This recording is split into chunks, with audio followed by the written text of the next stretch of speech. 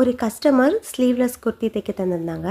இந்த ஸ்லீவ்லெஸ் குர்த்தியில் ஆம்கோல் side, neck side and shoulder வந்து நம்ம இன்விசிபிளாக ஸ்டிச் பண்ணியிருப்போம்.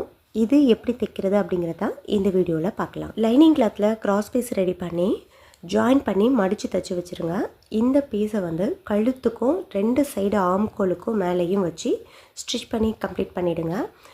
கம்ப்ளீட் பண்ணிவிட்டு எக்ஸ்ட்ரா இருக்கிறது எல்லாத்தையும் கட் பண்ணிவிட்டு அங்கங்கே கட் கொடுத்து இந்த கிராஸ் பீஸ் தைச்சிருக்கோம் இல்லையா, அந்த பீஸை மட்டும் நிமித்து வச்சு பதிவு தையல் போட்டு கம்ப்ளீட் பண்ணிவிடுங்க. நான் இதே மாதிரி ஃப்ரண்ட் பீஸை வந்து ஏற்கனவே தைச்சி மாற்றி எடுத்திருக்கேன். இப்போ பேக் பீஸ் வந்து நம்ம மாற்றி எடுக்கக்கூடாது, ஃப்ரண்ட் பீஸ் மட்டும் மாற்றி எடுத்திருக்கோம். இப்போ பேக் பீஸ்க்கு 2 துணிக்கும் நடுவில், அதாவது நல்ல துணிக்கும் லைனிங் கிளாத்துக்கும் நடுவில் அந்த ஃப்ரண்ட் பீஸை வந்து இன்சர்ட் பண்ணணும்.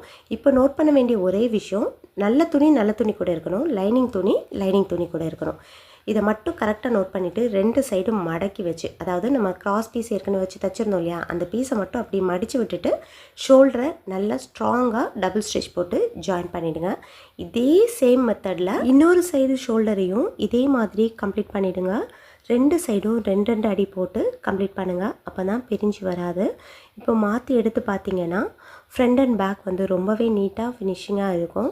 நெக்கு, ஆம்கோல் எல்லாமே இன்விசிபிளாக நீட்டாக கம்ப்ளீட் ஆகிருக்கும். இந்த மாதிரி மெத்தடில் ட்ரை பண்ணி பாருங்கள்.